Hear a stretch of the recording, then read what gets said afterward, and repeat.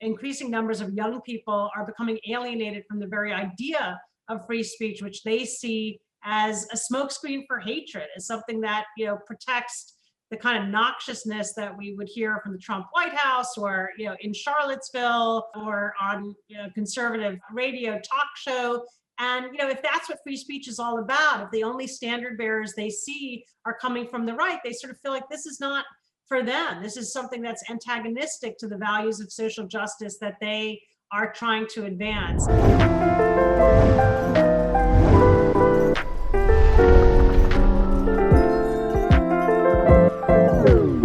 Suzanne, you've been doing this work for a very long time. You were the chief operating officer of Human Rights Watch. You were the executive director of Amnesty.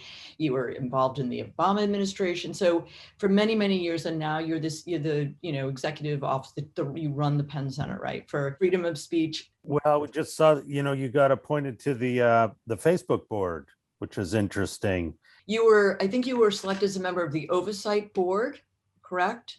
Yes, I joined the Facebook oversight board this spring. Okay, I'm still quite new there, but yes. But it's to use human rights principles, right, to adjudicate decisions? I mean, the idea is that with such consequential decisions about free speech being rendered by a private company with its pecuniary interests and its background and orientation, particular kind of people who are employed by the company, that there ought to be a independent group of human rights and free speech experts playing a role of reviewing some of those decisions and guiding the company about whether they're being made correctly. And that, as imperfect, admittedly, as that is, because look, right now it's a group of 20 people, but they're sort of just individuals. They're not legally empowered. They're not legislators. We're not Supreme Court justices. There are problems with every method of trying to sort of rein in the harms of social media and achieve a proper balance between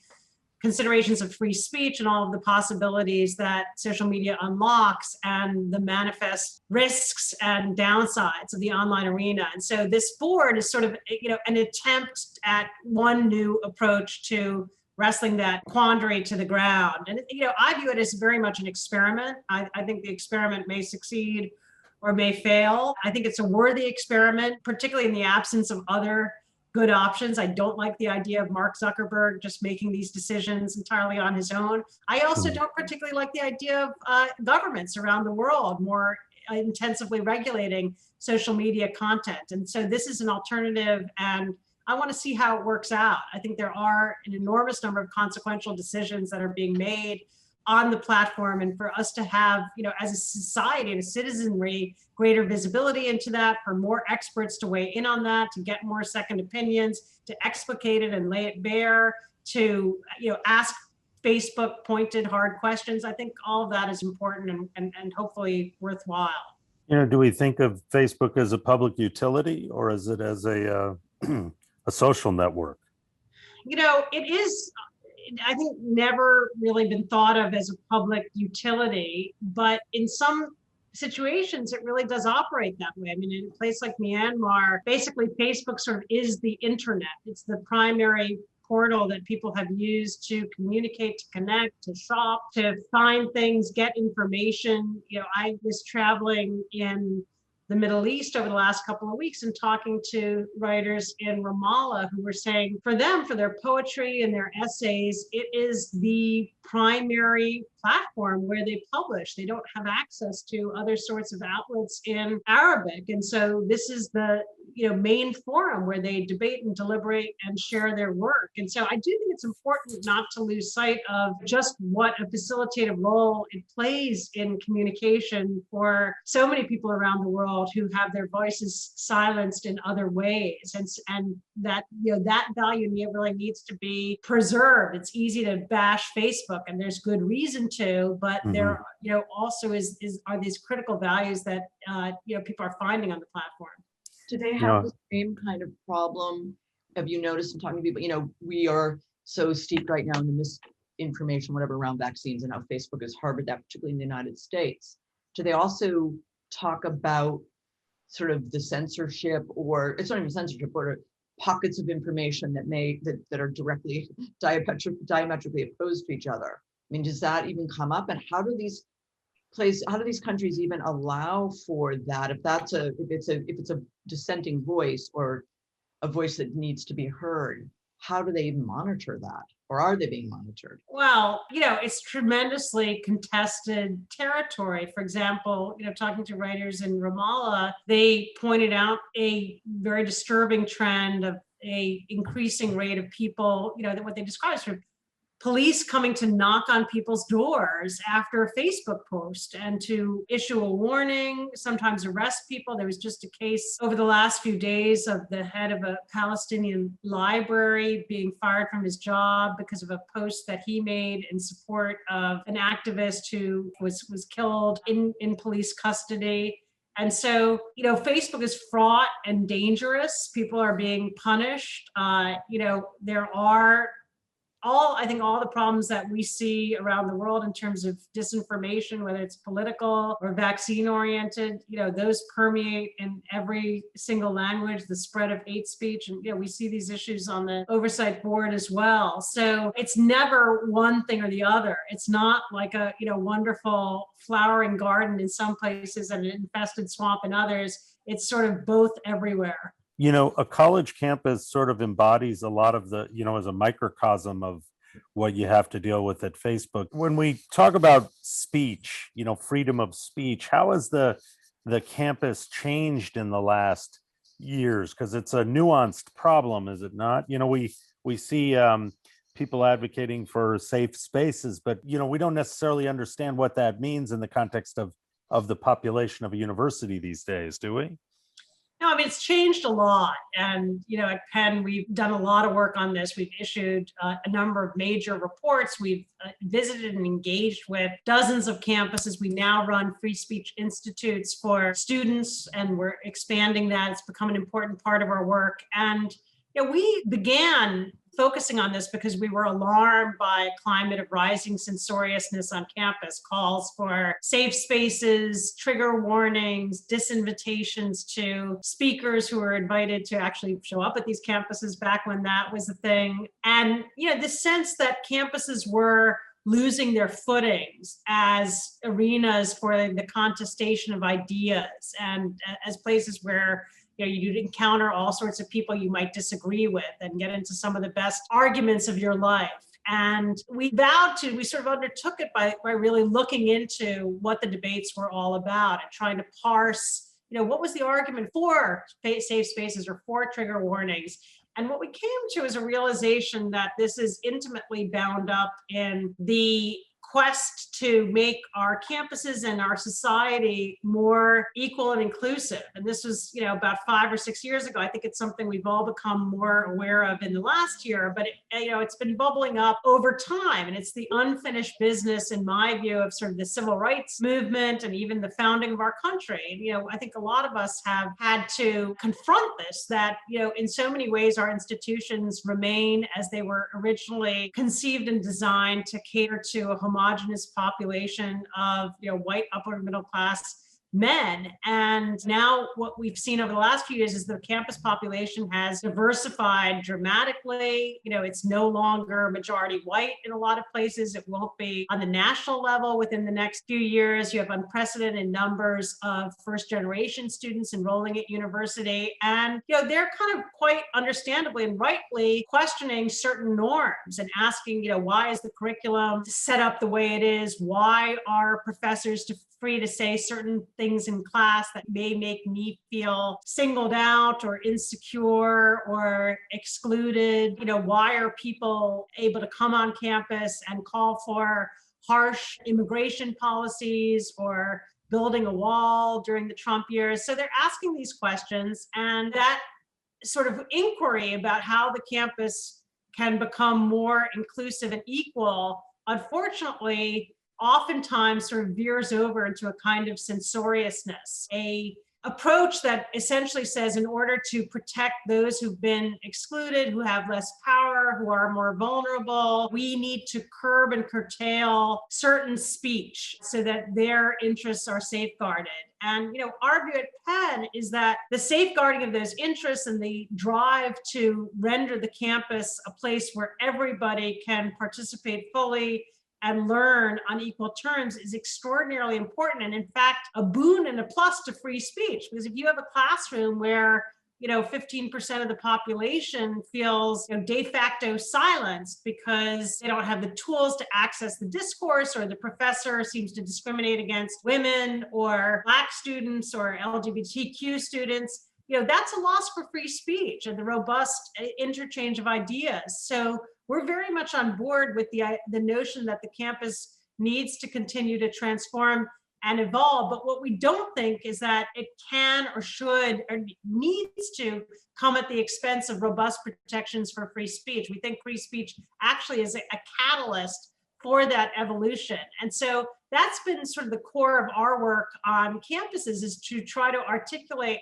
how these values of equity and inclusion and uncompromising support for free speech can and must be reconciled, and really to make that case to a rising generation, because one of our concerns is that increasing numbers of young people are becoming alienated from the very idea of free speech, which they see as a smokescreen for hatred, as something that protects the kind of noxiousness that we would hear from the Trump White House, or in Charlottesville, or on conservative radio talk show. And if that's what free speech is all about, if the only standard bearers they see are coming from the right, they sort of feel like this is not for them. This is something that's antagonistic to the values of social justice that they are trying to advance. And so I think that's very dangerous. And so in our free speech institutes for students, it's really all about trying to kindle in them an awareness of how free speech protections enable all of the social movements that they are a part of, whether it's environmental or women's rights or climate justice, immigrants' rights. All of those advocacy realms are kind of underwritten by free speech protections. I have to ask this question because it's like, so this is the most, for me, clear articulation of how this sort of grew, into this polarization. But I'm thinking, as you think about an institute and you think about a framework with which we have to go back, I love this idea of the best argument of your life. And how do we make that a positive thing to have discourse? And now you're going back to really about critical thinking, open conversation. How do we create a framework where we learn how to have really difficult conversations where people are very emotionally charged, understandably? Where's the box? It's like you're in the boxing ring. Like, how do we set this up so that so people really learn and understand that it's a very valuable thing to have a disagreement, whereas it doesn't have to lead to picking up a weapon. Yeah, I mean, I talk about that a lot in my book, Dare to Speak, Defending Free Speech for All. It's centered on 20 principles for how I think we can live together in our diverse, digitized, and divided society without curtailing free speech. And I have 5 principles for speakers, 5 for listeners, and 5 for individuals as they're debating free speech issues, and 5 to consider when weighing free speech policies. And the way I see it is sort of an interplay between, for example, principles for speakers, like being conscientious with language, knowing how different groups of people describe themselves or want to be talked about, learning about following, what has become a slur in recent years that you might have said freely a decade ago, but today would get people's hackles up, considering what is the composition of the group that you're speaking to. What are their age ranges? Where are they from? What's the racial and ethnic makeup of that group? And how should you frame your remarks and your contributions in light of that? I mean, most people are not out to offend others. There are provocateurs who are flamethrowers, but most people are trying to have that give and take. And so I think with the adoption of certain principles like conscientiousness with language, like a special duty of care, I talk about for people who have a powerful podium, whether it's a politician or a professor in the front of the classroom.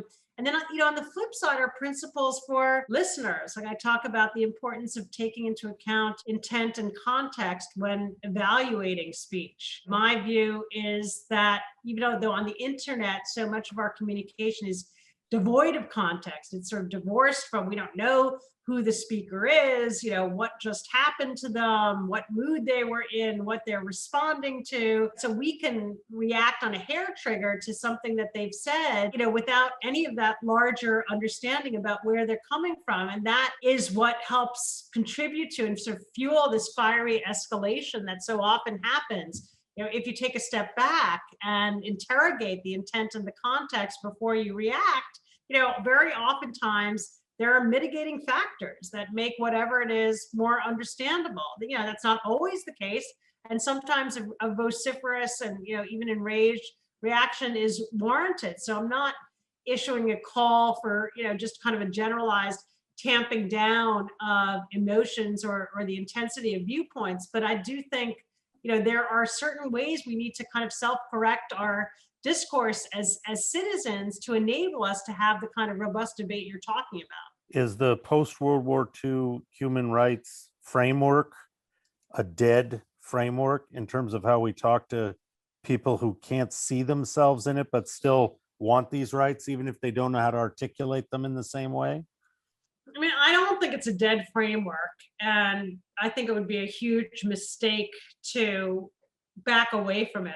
My view is it's really quite an extraordinary thing that we were ever able as humanity to sort of codify all of those principles and get the buy-in for them from so many governments that was achieved in the post-World War II era, and that that enshrinement in international treaties and instruments is incredibly powerful. And it really feels to me like you'd never be able to achieve that again today. I think it was a byproduct of a very unique, singular moment in history. And the United States played a crucial role in that. And I think these ideals are transcendent. I really do believe people around the world, ultimately want the ability to express their views. They want the freedom to assemble and organize, that these rights are fundamental and universal. So I think it's our job, though, in a time when all of that has been called into question, to engage with populations, to answer the hard questions. And we do that from a free speech perspective at Penn. It's, ours is not a sort of doctrinaire, rigid defense of free speech at all costs. We view our role as very much engaging in the downsides of free speech, its dangers and risks, its byproducts and unintended consequences, and trying to talk about how we think this important ideal can be functional and effective in the society that we live in now. And where it has to sort of pull back in a sense, like at Penn, we have a charter that talks about the idea of voluntary restraint being an important principle for the enabling of free speech. And I would say that, in my book, talking about ideas like conscientiousness and a duty of care on behalf of the speaker, that's really the notion of voluntary constraint. So I think it's very much consistent with the original conception of these rights for us to be, reinterpreting them and trying to fit them together in new ways today. As the population becomes more diverse, you talked about, well, the board doesn't have a bunch of Supreme Court justices on it, but in a way, Supreme Court justice doesn't have their opinion's not any better than ours, right? Like that's what the human rights framework is that there's an equality to everybody in the town square. So how do we get people who maybe don't know they have rights to understand the framework or advocate for them? Yeah, look, there's been a tremendous amount of work done around the world and organizing in this country to activate constituencies that are most affected by human rights abuses to advocate on their own behalf, and a recognition that kind of the decades-old model of Western organizations and governments leading the way when it comes to the defense of human rights, ultimately needs to be superseded. For example, at Penn, one of the things we focused on the most is the view that in the places where free expression is under greatest threat, the most effective counterweight is going to be not us speaking out from a US-based organization, but rather the activation of writers in those countries, in their own Penn Centers. And so we've worked intensively with Penn Centers, for example, in Myanmar, Belarus, and elsewhere. The challenge right now is that the authoritarian march is intensifying, and it's become harder and harder for those groups to operate. And so, I really do think what's needed is both. Those constituencies have to be activated and engaged and supported, including being supported in exile if the circumstances dictate that. But there needs to be a web and a network that has their back, and that can funnel resources, and that can enable and empower them and equip them to resist under the most difficult circumstances. So I think it's a bit of a balance, but there has been, I'd say much more of a recognition of the importance of putting at the center of these efforts the people who are most affected. When you look at COVID, COVID is really a microcosm of climate, right? And in general, we do not see cooperation around the world. We can't even get people to agree about being vaccinated, or even to take a treatment for it if they get it. What do you think that portends for this battle that we're going to have to fight at the same time on climate? And people's rights and an understanding of climate and how these opinions are affecting climate. Yeah, look, we've been fighting it, and there's been a effort now over decades to try to catch up to the climate crisis and forge international consensus and bridge the differences between Western and non-Western governments. And it's been pretty dysfunctional and pretty inadequate when it comes to the scale and the pace of the problem.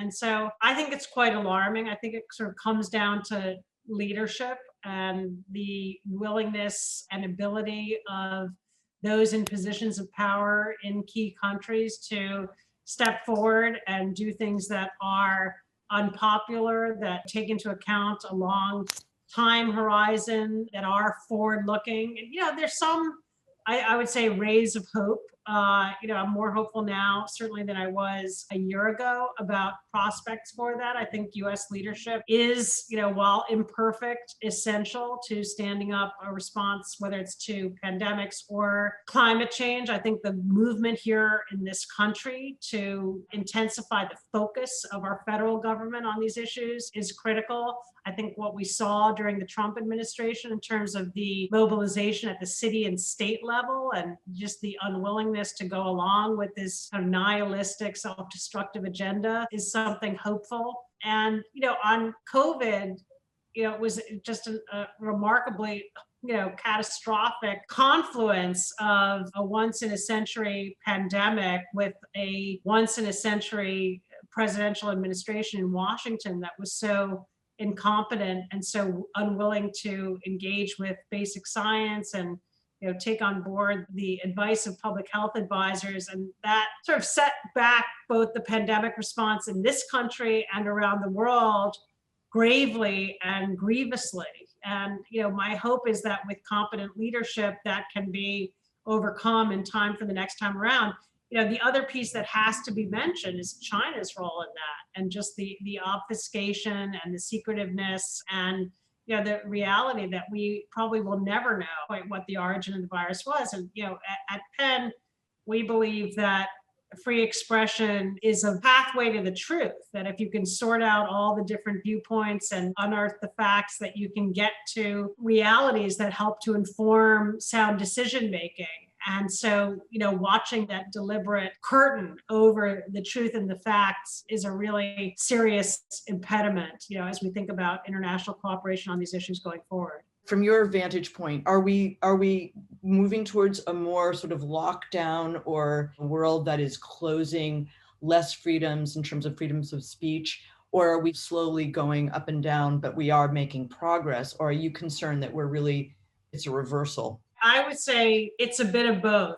To go back to the discussion we had about social media a few minutes ago, there are now so many ways for people to communicate and connect and express their views and make common cause with the like-minded and propound their ideas and build constituencies and organize, in ways that were not possible, even a decade and a half ago. And so that is very positive and very exciting and generative. And at the same time, we see a concerted, determined effort on behalf of governments in every region to clamp down and muzzle that for fear that it represents an existential threat. And I'd say right now we see a clear pattern of democracy in retreat, and that's been documented now over a period of 15 years. The measures being state control and restriction of basic human rights. And so from that point of view, things are definitely going backwards, but I think that technology is driving forward, some ways in which these rights are being kind of realized in daily life. I mean, I'm fundamentally just an optimist by nature. I think it'd be hard to do this work without believing there is some prospect of progress. So I hope we will achieve kind of at least a new equilibrium, and that these rights that all these governments have signed on to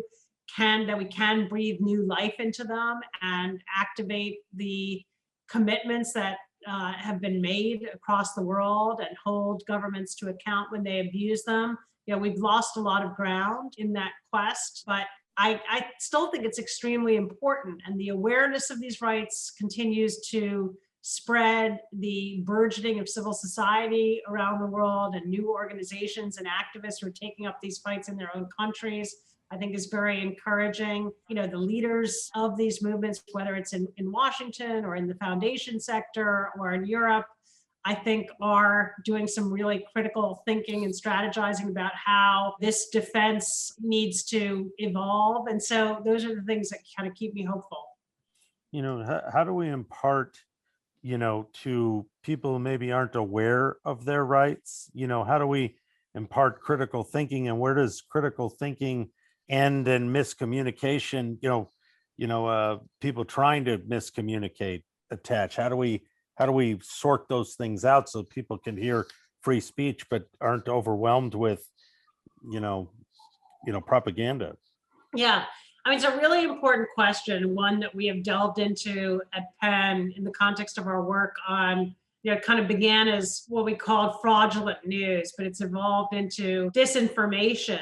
And we first examined the problem in 2017 after the 2016 election, where a lot of us woke up to the fact that propagandists were, masquerading, in some instances as Black Lives Matter organizers, but they were, originating in Russia and trying to influence the outcome of the US election for political and financial gain in ways that were polluting our discourse and really devaluing free expression. I mean, free expression is not valuable just for its own sake. It's valuable because it allows you to persuade others, to engage in reasoned conversations, to come up with the best of ideas, to innovate. And if there are people who and forces as part of that discourse that are masquerading their objectives, that are aiming to obfuscate and confuse, that are deliberately misleading you about what their motives are, all of that function of free speech is undercut and corrupted. And so we've put a strong emphasis on this. What we concluded in looking at it was that there's no great solution on the supply side. It's a constant kind of cat and mouse game. And you see this right now, a lot of the debates on Facebook about what types of virus related misinformation and disinformation should be taken down, what should be kept up, how to define the parameters of freedom of speech and where freedom of speech should be curtailed in the name of safety and preservation of life. So all of those debates are very fraught. We ultimately concluded that at least as important as that is an inoculation of the population so that people are better defended against the scourge of misinformation. We teach students, and this is something we treasure as part of a literary organization, how to analyze a short story and a novel when they're growing up and attending grade school we don't really teach them how to keep afloat in this ocean of information that they confront online, and how to understand what it is they're seeing, what the indicia of reliability are, how they can verify a claim that they come across, and why they should do so. And so that to me is a huge gap. We've been doing our own training on issues of disinformation, putting out tips and guides about how to talk about disinformation, how to recognize disinformation, how to confront friends and family members who spread disinformation. But really getting those efforts up to scale is a pretty mammoth task.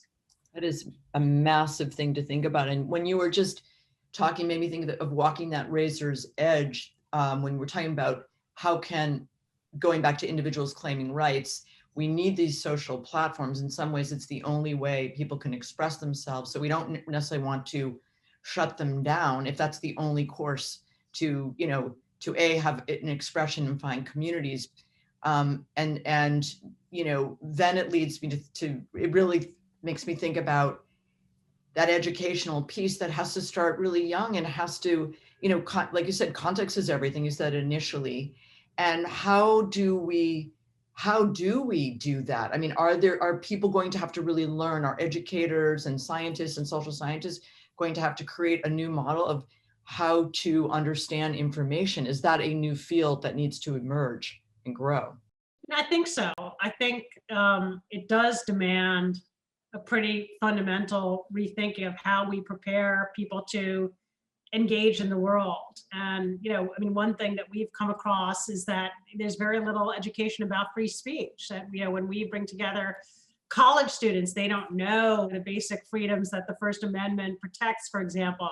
They've never heard the rationale for protecting free speech. Everybody knows about the First Amendment, but that knowledge turns out to be paper thin. So I think that's one piece of it. I think educating people about the ways in which they are absorbing information, all the information that's accessible to them, how to be a responsible consumer of that information, a critical consumer of that information.